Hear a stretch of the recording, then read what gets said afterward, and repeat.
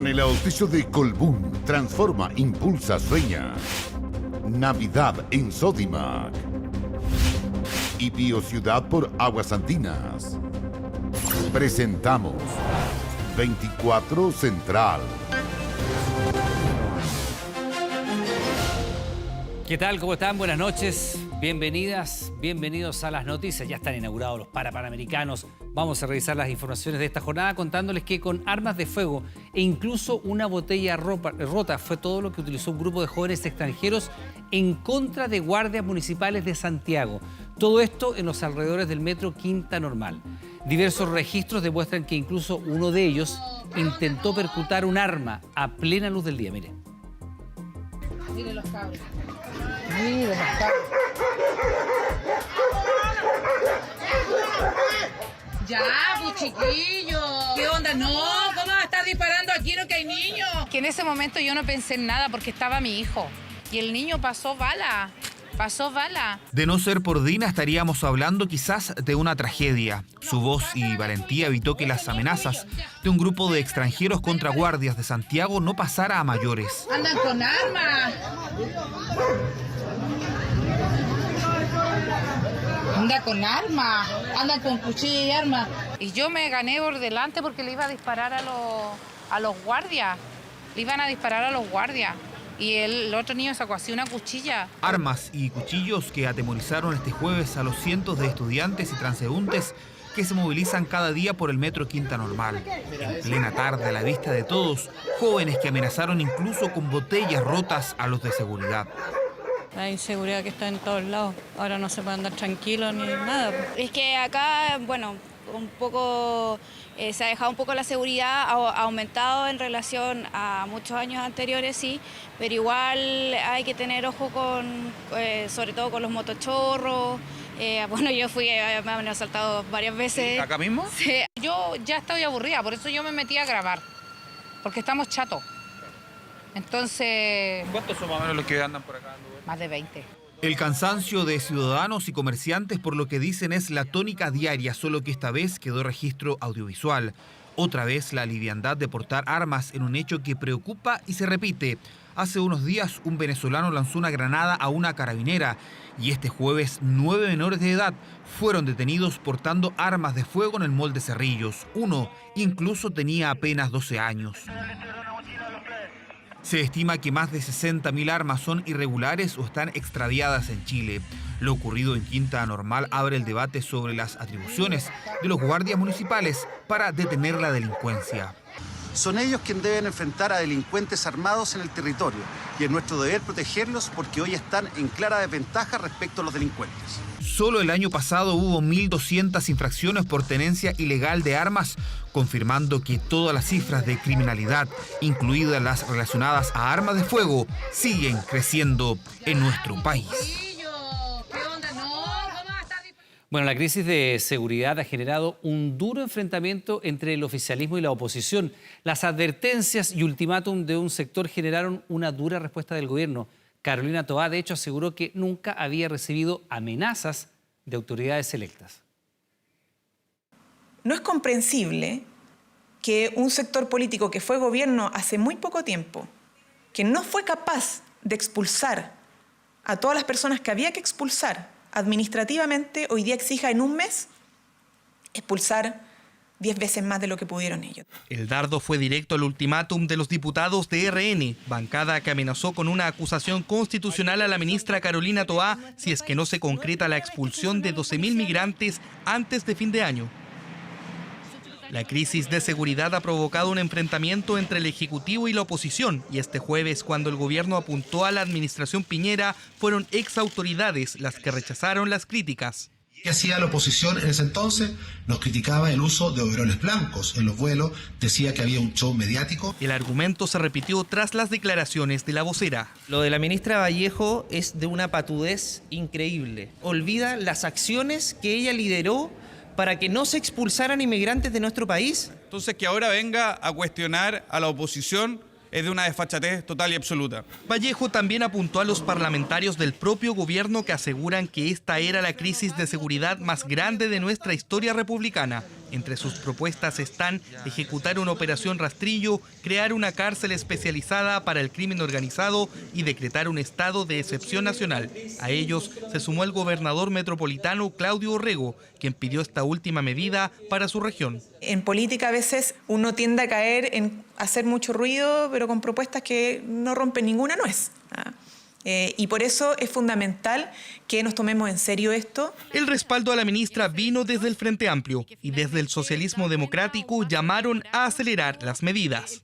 Bajemos la intensidad, las soluciones en materia de seguridad no son de un día para otro, por más que queramos que así sea. Y allí la invitación al gobierno es que discutamos en serio este tema, pero discutamos no solamente con medidas que se van a implementar en 4 años más. La situación urgente es hoy día, no mañana. En Colchane, en medio de la polémica, la ministra Toá inauguró el sistema integrado de fronteras para luego trasladarse hasta La Moneda. En su visita por el norte, abordó la ofensiva en su contra que llegó desde la Cámara de Diputadas y Diputados. Me ha pasado varias veces en la vida recibir amenazas. Las recibí en alguna época, no sé, en dictadura, las recibí de parte de grupos radicales siendo alcaldesa, las recibí de grupos de presión siendo diputada, pero nunca me había pasado recibir amenazas de autoridades electas democráticamente.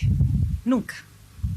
Espero que sea la última vez. Tras su arribo al Palacio Presidencial, la titular de Interior entregó las conclusiones de las reuniones sostenidas con carabineros, policía de investigaciones y funcionarios del gobierno anterior.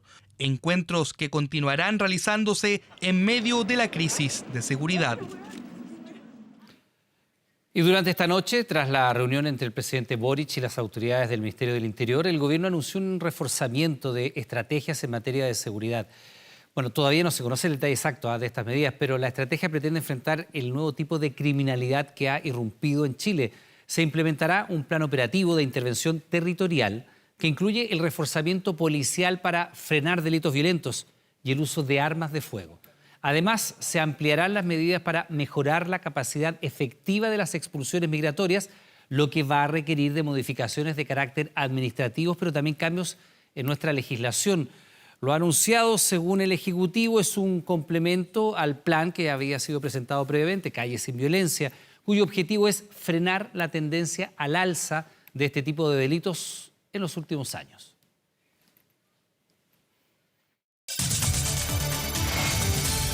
Elecciones Argentina.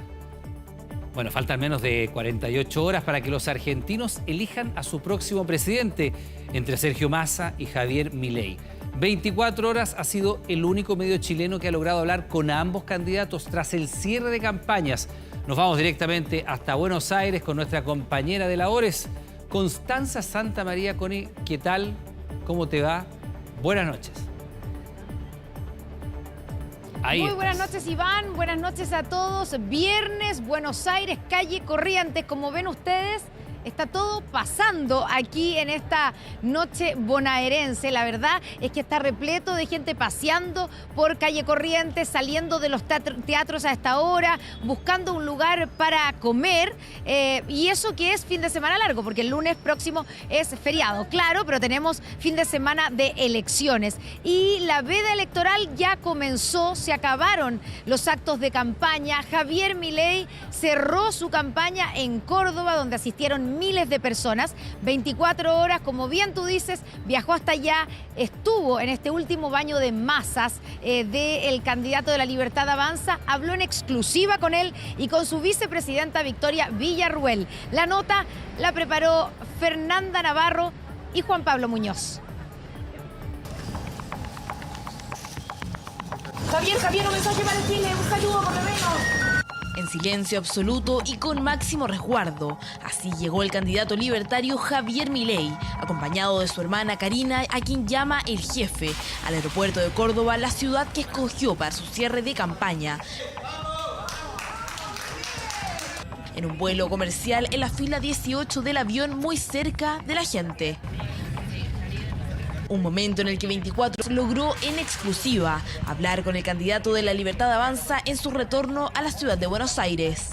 Somos prensa chilena. ¿Algún mensaje que quieran darle al pueblo chileno? ¿Ningún mensaje?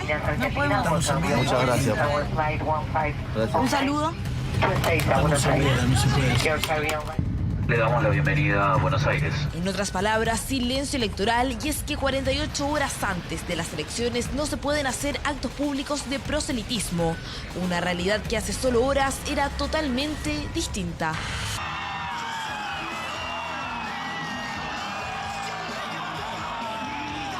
Libertad es lo que grita Javier Milei y todos sus seguidores acá en la ciudad de Córdoba. Un cierre de campaña eufórico y multitudinario es el que tiene Javier Milei de cara a lo que van a ser las elecciones de este domingo 19 de noviembre.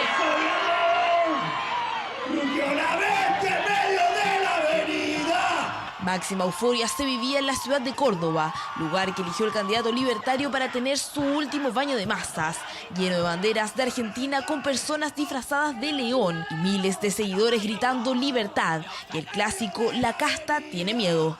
Corrió la casta sin entender, Panic Show a plena luz del día. Javier Milei hasta hace 5 años no lo conocí nadie y hoy mueve cientos de miles y millones de personas. Es el único que es capaz de sacar el país adelante. Y la verdad que ahora hay que seguir a los jóvenes, creo que los jóvenes somos la fuerza. En Córdoba en particular creo que ha tenido la virtud de saber captar, bueno, como en el resto del país, mucho voto joven. Córdoba es una plaza que todo lo que tenga que ver con kirchnerismo se opone, de modo que Milei va a ser recibido bien. Efectivamente, Córdoba es un sector clave en estas elecciones. Es el segundo distrito del país con mayor cantidad de electores, con un 8,66%, superado solo por Buenos Aires con un 37,04%. Que nos enfrentamos a la elección más importante de los últimos 40 años y muy especialmente la más importante de los últimos 100 años. Cierre de campaña en el que se rodeó de su círculo de hierro, su hermana Karina, diputados electos de La Libertad Avanza, y su compañera de fórmula, su vicepresidenta Victoria Villarruel, quien habló en exclusiva con 24 horas y se refirió al gobierno chileno dando cuenta de la distancia de ideales que existe con la actual administración nacional. ¿Qué opinas del actual gobierno de Chile? Que me parece una tragedia, pero lo respeto porque es la voluntad del pueblo chileno, pero los esperamos de este lado de la libertad. Pero también la ex candidata presidencial Patricia Bullrich estuvo presente en el cierre de Milei, reiterando su apoyo al candidato de La Libertad Avanza y apelando a que los 6 millones de argentinos que votaron por ella en primera vuelta apoyen a Javier Milei. Le quiero pedir a todos los ciudadanos que me acompañaron, que eligieron una opción de cambio. Esa continuidad se tiene que terminar. Javier Milei apuesta todas sus cartas e incluso dejó su cábala atrás. No cerró campaña en el Movistar Arena como lo hizo en Las PASO y en la primera vuelta y decidió viajar a Córdoba, lugar en el que el pasado 22 de octubre obtuvo el 33% de los votos, incluso superando a su gobernador Juan Schiaretti, quien obtuvo casi 1.800.000 votos que serán claves en el intento del libertario por llegar a la presidencia.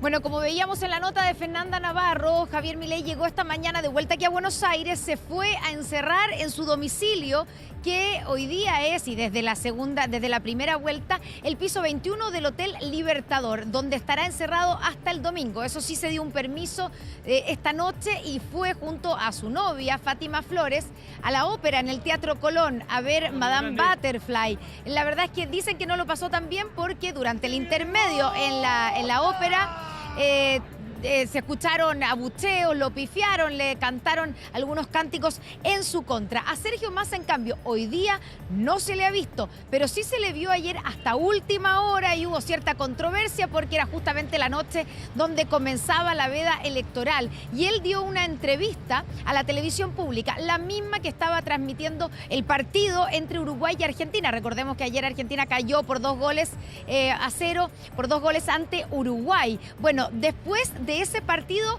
vino la entrevista con Sergio Massa, con lo que en la práctica se aprovechó del alto rating de ese partido para poder dar su último mensaje. Es más, durante el intermedio se promovió, durante el intermedio del fútbol del partido, se promovió la entrevista que vendría después. Eso generó alguna controversia. Bueno, estrategias de alguien que sabe de la política y que se mueve en buen chileno como pez en el agua, en la política y en el acceso al poder. Pese a que Sergio Massa llegó casi como de manera accidental a ser candidato oficialista y hubo sorpresa cuando fue anunciado en junio de este año como el candidato del oficialismo, la verdad es que quienes lo conocen de siempre no están nada sorprendidos. Dicen que Sergio Massa siempre ha querido ser presidente. Viajamos hasta Tigre, que es la cuna política, la cuna política, digo, del candidato Sergio Massa.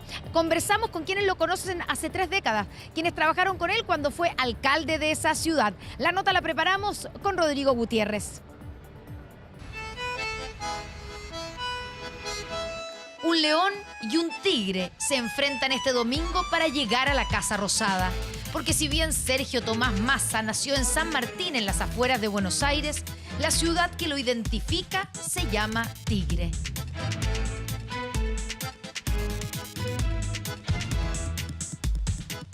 ...35 kilómetros al norte de Buenos Aires está Tigre. Esta ciudad que se caracteriza por sus construcciones coloniales, pero sobre todo por sus ríos. Este es el río Tigre, que lleva su nombre obviamente, pero que llega hasta allá, al delta del Paraná y después al río de la Plata. En el año 2001, tras casarse con Malena Galmerini, Sergio Massa se viene a vivir a esta ciudad, que se convierte en un lugar clave para su carrera política. Al llegar a Tigre se hace evidente que aquí Massa es local. Solo hay propaganda del candidato oficialista y lo presentan como el vecino presidente. Y claro, fue alcalde durante 2 periodos. Aquí viven sus padres, aquí está su casa. Y aunque se le ve poco por estos días, todos lo conocen. Yo lo conozco desde que vino acá a Tigre, ya por el año 2000. Yo era jefe de registro civil de Tigre, así que intervine en el casamiento civil de Sergio con Malena. Malena Galmarini, su esposa, es de una familia peronista y muy política. Massa la conoció en 1996 a través de su madre, la diputada peronista Marcela Durrié. Y el padre, Fernando Galmarini, fue secretario de Deportes del gobierno de Menem y exdiputado. Tienen 2 hijos, Milagros y Tomás. Muy familiero, muy enamorado de su esposa.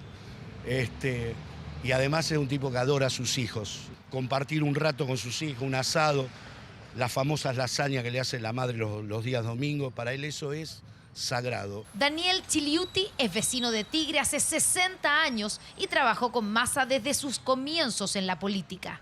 Trabajé con él en la campaña del 2015, 2013, 2015, y te puedo asegurar que es, como decimos en la Argentina, es un animal de la política. 2 de la mañana, 4 de la mañana, no se te ocurra que estés durmiendo y que te llame por cuestiones de Estado y no atendás el teléfono. Es letal eso. Algo con lo que coincide el concejal Rodrigo Molinos, que fue electo en la misma elección en que Sergio Massa ganó la alcaldía. En ese momento que no había WhatsApp ni tampoco había redes sociales, me recuerdo acá enfrente, acá en el municipio de Tigre, que contestaba 700, 800 mails por día. Correos electrónicos que le mandaban los vecinos. Sergio Massa es un profesional de la política, un gran pragmático, un pragmático sin límites y un gran sobreviviente. Ha sobrevivido a muchas derrotas y a muchas crisis y siempre siguió pensando que podía ser un presidente. Dicen que siempre quiso ser presidente, pero no siempre fue peronista. Sus inicios políticos en el colegio fueron en la UCD, Unión de Centro Democrático, un partido liberal de derecha. Recién en 1996 y durante el segundo gobierno de Carlos Menem comenzó su militancia en el peronismo. Fue asesor del cantante y político Ramón Palito Ortega. Es un hombre que olfatea los climas del poder y olfatea la posibilidad de llegar al poder. Él va construyendo su carrera insertándose en los lugares que le permiten tener poder. Y escalón tras escalón, él va dando avances o retrocesos según lo que le convenga en esa construcción de poder. Diego Genut, autor de la biografía de Massa, lo resume en el título de su libro, El arribista del poder.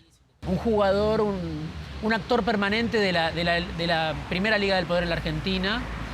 Ahora también está, como lo dice el libro en la contratapa, ¿no? La idea de arribista es alguien que llega, no importa cómo, alguien que puede llegar sin escrúpulos o sin fijarse en lo que tiene que hacer, porque su objetivo prioritario es justamente ascender al poder. Tiene una larga historia de encuentros y desencuentros con el kirchnerismo. Fue jefe de gabinete de Cristina Fernández. Se peleó con ella. Fundó un nuevo partido con el que en 2013 le ganó. Intentó el fin del kirchnerismo. Se fue con Macri. Y hoy es ministro de Economía del mismo gobierno de Cristina Fernández. Cambios o volteretas que le valieron críticas y sobre todo la desconfianza. Y yo creo por ese ida y vuelta interminable, ¿no? Él dio la vuelta al mundo de la política en 8 años, de Davos, planteando que él era el antídoto contra el kirchnerismo, a este momento donde es el salvador del kirchnerismo, de la democracia y de muchas otras, y del Estado. Pero, ¿quiénes son los referentes de Sergio Massa? Y él dijo, yo soy una síntesis de Menem y Kirchner.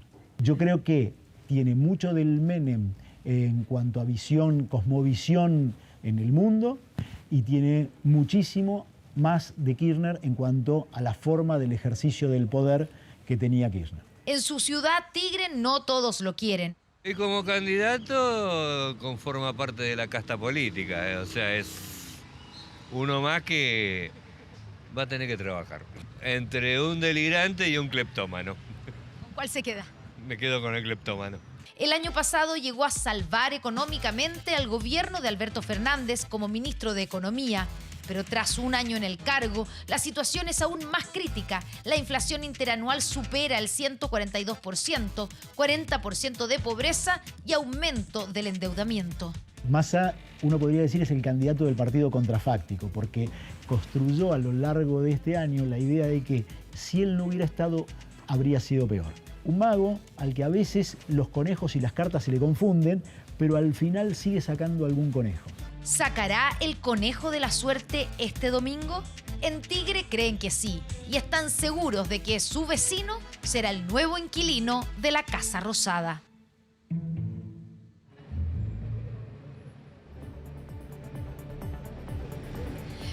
Bueno, faltan menos de 48 horas para que lo más probable es que sepamos a estas alturas, el domingo en la noche, quién es el próximo inquilino de la Casa Rosada, si Javier Milei o Sergio Massa. Para terminar, Iván, te cuento que las encuestas, algunas que andan circulando, muestran en la mayoría está Milei arriba, entre 3 y 5 puntos. Pero ojo, porque todas también tienen un porcentaje elevado de indecisos. Bueno, y además hay que recordar, Constanza, que las encuestas se han equivocado tanto en las PASO como en la primera vuelta, entonces habrá que ver la encuesta que vale, que es la del día domingo. Constanza Santamaría, vemos que el ánimo de los bonaerenses por lo menos está arriba, hacen gestos, bailan mientras nosotros conversamos. Que tengas buenas noches y estamos en contacto.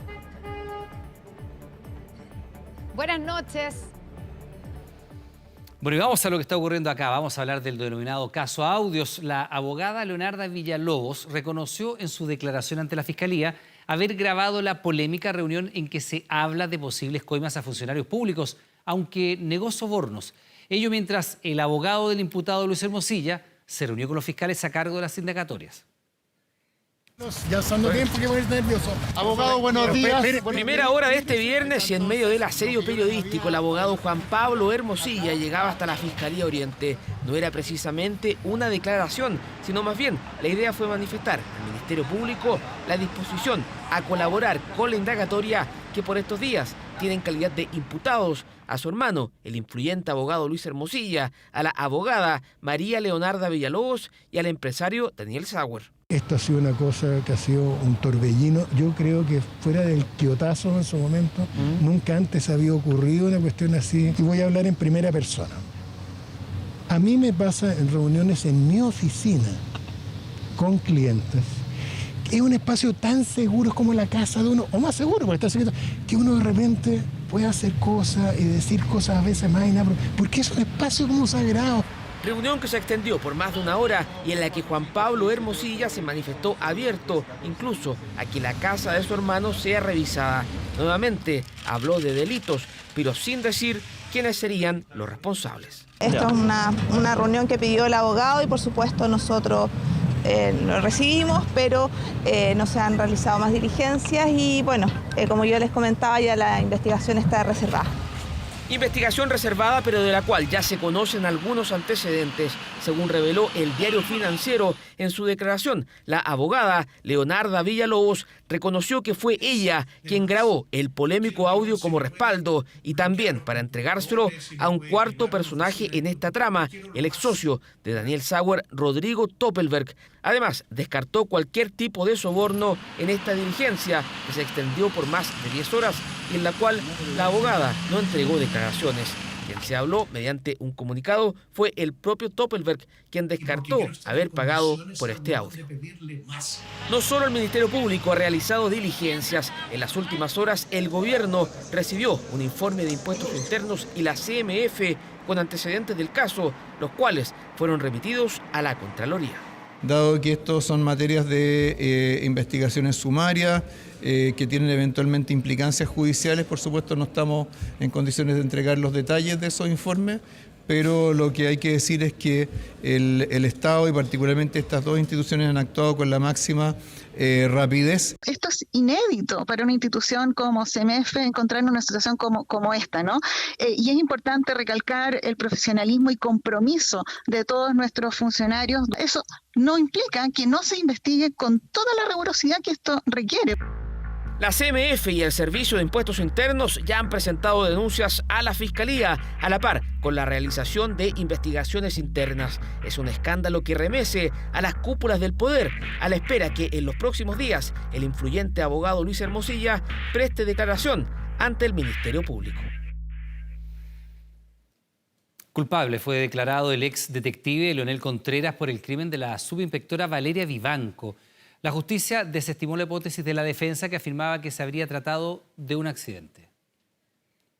Tenían que haber dicho la verdad desde el principio, bueno, no estarían pasando por esto. Él fue quien le disparó a mi hermana. El desarrollo de todo el juicio oral fue absolutamente doloroso, terrible para una familia. Pasaron más de 2 años para que la justicia determinara que Leonel Contreras es el responsable del disparo que le quitó la vida a la subinspectora Valeria Vivanco en junio del 2021. Esto realmente no va a pagar nada la muerte de Valeria.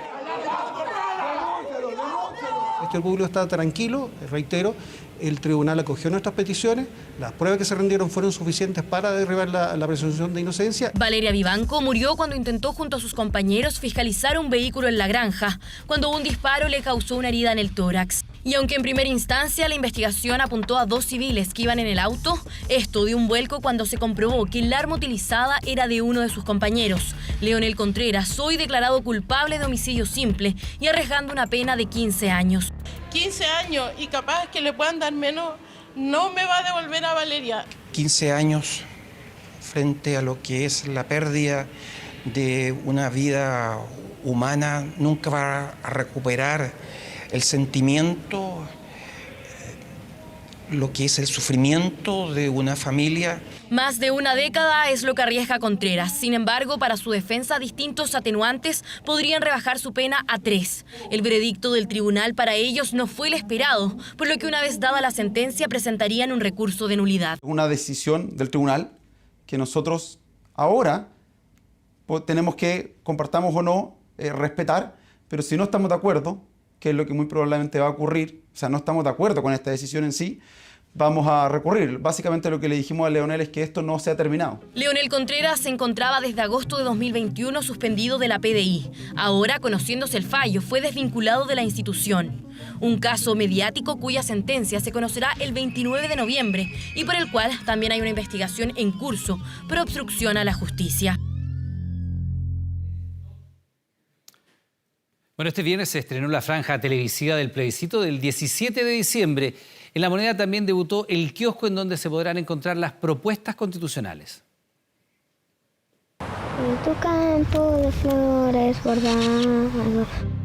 Nos sentamos a la mesa para tomar acuerdos. ¡Chile contra vota bien! Comandos de la Favor y el En Contra, que por separado realizaron la misma actividad. Ver el primer capítulo de La Franja era el objetivo, segmento televisivo estrenado este viernes, que se extenderá hasta el 14 de diciembre. Ni siquiera los que la escribieron la quieren. El En Contra remarcando todos los puntos que rechazan de la propuesta. La nueva se centra en la seguridad. El A Favor demostrando con imágenes el por qué para ellos es la Constitución de la seguridad. Ya tuvimos fuego en las calles y ya sabemos lo que duele ver todo destruido. El estallido social fue parte del segmento, por eso se reunieron en un local que fue afectado en lo que se conoció como la Zona Cero. Y hoy día la principal demanda que pide la ciudadanía es hacerse cargo de la seguridad. Y estamos convencidos que esta propuesta de texto constitucional va a abordar esta materia. De lo que nadie quiere votar. Es importante decirle a la ciudadanía que no se dejen engañar. Aquí no hay solo promesas, no hay ninguna medida en esta propuesta constitucional que va a permitir resolver la seguridad. Primeras impresiones de una franja que también fue vista por exmiembros del Consejo Constitucional. Nadie quiere que le roben sus ahorros.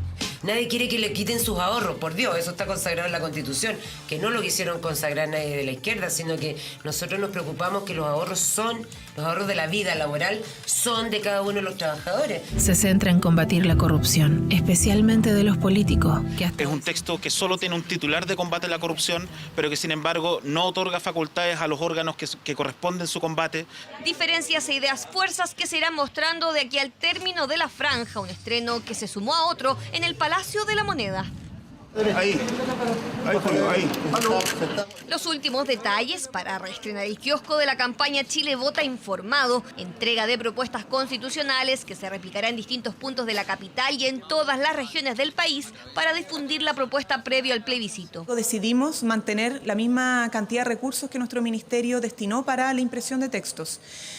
Sí, efectivamente, lo que sucedió el año pasado es que había un presupuesto aprobado para la Convención Constitucional cuyos recursos la misma convención pidió destinar a la impresión de textos. Durante esta jornada también comenzó la emisión del spot informativo que recuerda que el plebiscito de este 17 de diciembre es con voto obligatorio, despliegue de la campaña por partida doble, la informativa del gobierno. A favor, es mejor. En contra. Y la de los comandos que ya iniciaron el despliegue por todo Chile. 24horas.cl. ¿Sabía usted que hay un bono que se entrega para toda la vida? Tal cual. Se trata del bono post-laboral. Para conocer el monto de este beneficio y quiénes lo reciben, cómo pedirlo, bueno, todo aquello usted lo encuentra ingresando a nuestro portal 24horas.cl. Bien, estamos terminando las noticias. Por supuesto, la invitación es que siga junto a nosotros. Vamos a estar con la transmisión, por supuesto, de los Panamericanos, pero además tenemos una invitación especial. No se pierda mañana el debut de El Atlas del Mundo, de Federico Sánchez y Marcelo Comparini, que nos van a mostrar México en su particular estilo. Esto será después de 24 horas central. Que tenga muy buenas noches y gracias por estar junto a nosotros.